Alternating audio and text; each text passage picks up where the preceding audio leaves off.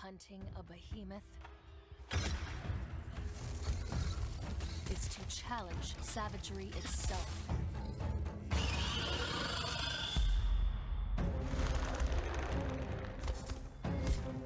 In the Shattered Isles, nothing is given. If you're going to slay a behemoth, you'll need to become something savage too. If one is to survive, power must be taken.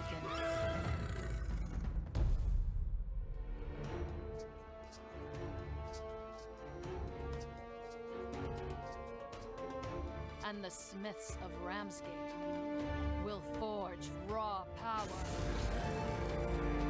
into legend.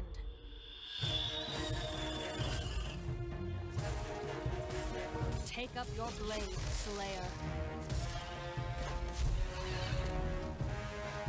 and fight ice with fire.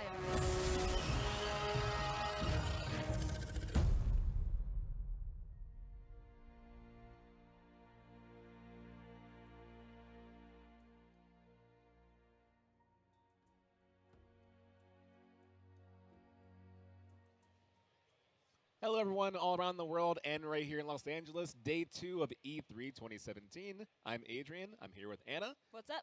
Chillin'. And Ian and Jesse. Hey. Rather, Jesse and Ian from my perspective, by the way. We're here, and we actually have a crowd, and, like, that's nice for me whenever I see a crowd builds up. It means, like, they're here to see a certain game. That's no cool. offense to everybody else. But, like, Dauntless is a big deal. Thanks. Yeah, And no, it's come. I had a chance to play it. Not today, not this time, but, like, last convention. Yep. And it is a blast.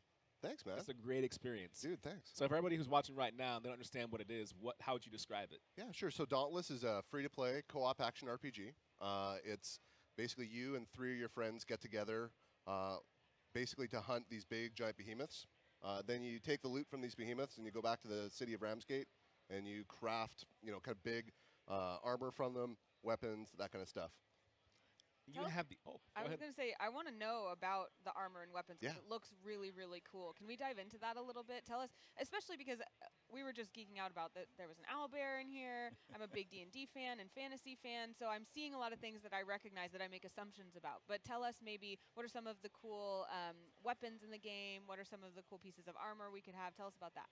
Yeah, so the focus of the kind of armor and crafting system is normally around kind of like a one-to-one relationship with the behemoth that you're fighting, or that you've slain. So like you get, you fight Scrave, which is that kind of snow owlbear, and then you take his bits and you go and kind of make Scrave armor and Scrave weapons. And they have like an aspect of him. So in the case of Scrave, like he does this whenever he hits you, he does like a bleed effect.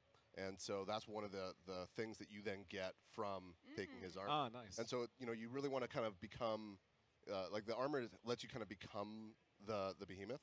Cool. And then there's other types of armor that are kind of mix and matches. So like you can get some like owlbear plus some of the fire guy, and then you get different more kind of like custom effects and that kind of thing. Okay, cool. So I'm building piece by piece. Yeah, totally. Yep. Oh, nice. Oh, we have footage. Nice. So this is like one of those things where I'm imagining you're going to have things that are like guaranteed drop rates and other things that are like much rarer drop rates, or every single time you know what you're getting.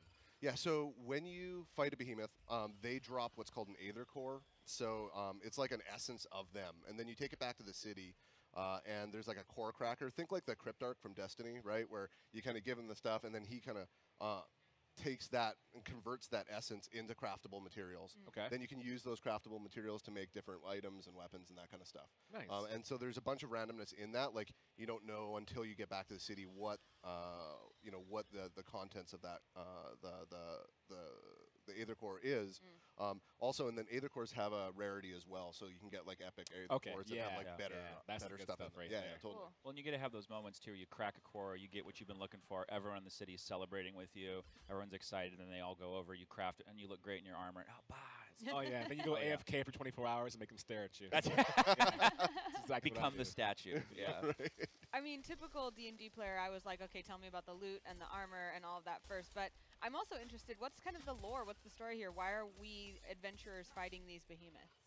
So basically the lore behind Dauntless is an apocalyptic event that's happened a long time ago, and humanity is basically scattered to these floating islands called the Shattered Isles, and there's this stuff called aether, and it's like a fifth element, and Aether kind of allows these islands to float. It also is what makes it so all the weapons and the armor and that can have kind of these elemental properties. It's what allows airships to happen.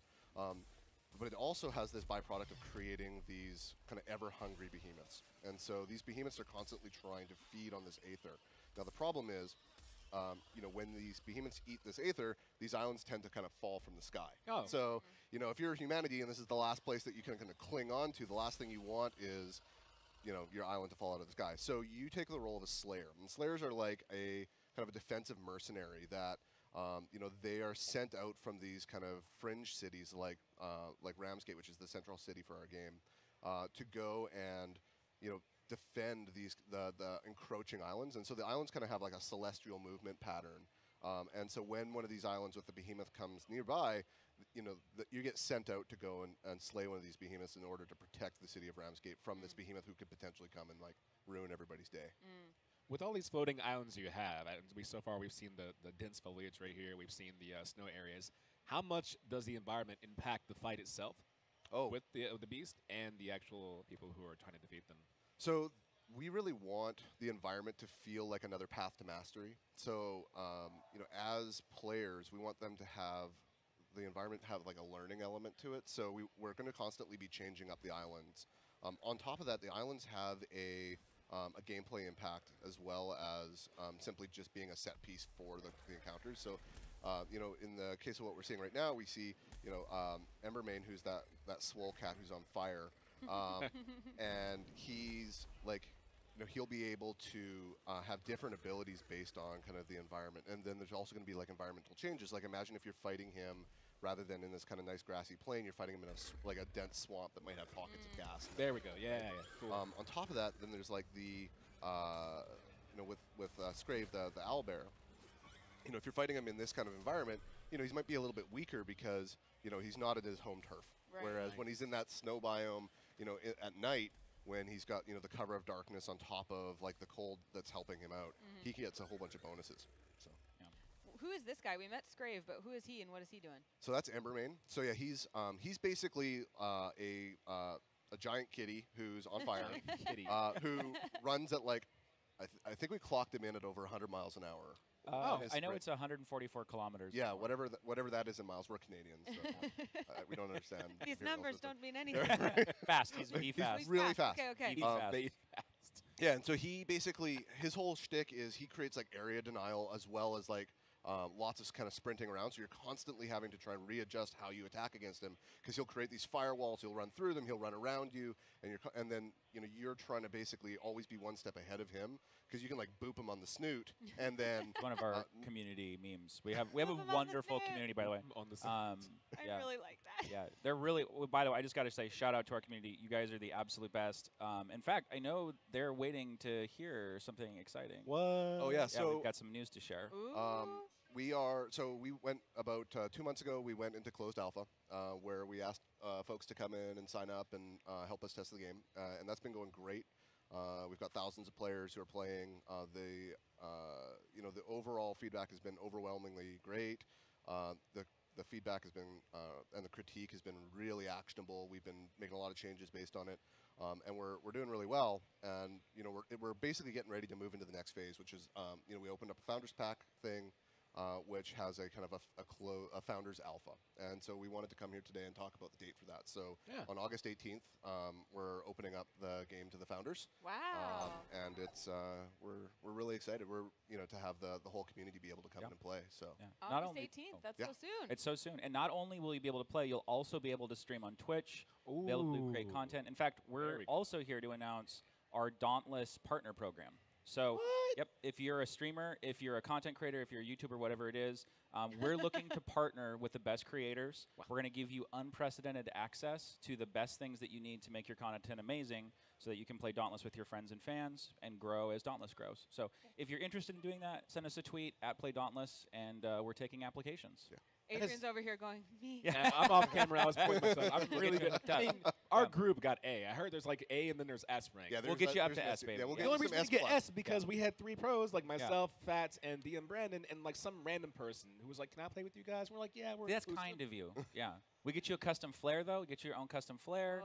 Get you playing with developers. Get you access to some of the tools that no one else is going to get, and so you can make the best stuff you can make. I like when developers take into mind the fact that like there are platforms like Twitch where you can attach yourself to it and go, you know what, we want to make sure that we can put our game out there and promote it as possible. Yeah. I am completely unbiased on this, but I think it's a great decision. It's a great idea. Yeah, totally unbiased opinion. Yeah. Well, like I said, from day one, the community has been nothing but supportive. You guys have just been amazing, and it's the best way that we can give back. It's the best way that we know to honor that. So we're just thrilled. We're thrilled to have people play Dauntless. We're thrilled to see what people are going to make. We really believe like that the best games are played together, and the best way to do that is to work with content creators to have their communities thrive within. We don't want anything that looks like just our community. We want to help other communities thrive. And absolutely. Best way to do that is to work with them. So. And the best way to apply, you said, is just to send you guys a tweet? Yeah, right now we'll have a dedicated site with information and an application. But right now, we were going to wait a little bit. We got excited. It's E3. We're on the Twitch live stream. So send us a tweet. In fact, no one at the office knows. I just came up with this. I'm sorry. Just send me a tweet at @PlayDauntless, and we're going to get you guys sorted, hooked up. We're going to have a great time. Yep. You're just going rogue. Oh, yeah. You're just... Oh, yeah. Great. It's okay. We'll fight later in the back. Yeah. I'm announcing a bake-off. I'm going to do my own shoes. It's going to be great. For the content creators who actually are here right now and are watching, can they just come visit you over there? Oh, yeah. Well, we're not on the floor.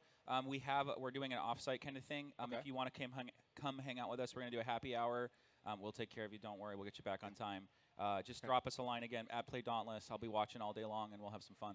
Great. Cool. Thank you very much, gentlemen. Awesome. Thanks for having us. Appreciate that. So make sure to sign up at home and hang out here at E3. More cool stuff. Sit tight.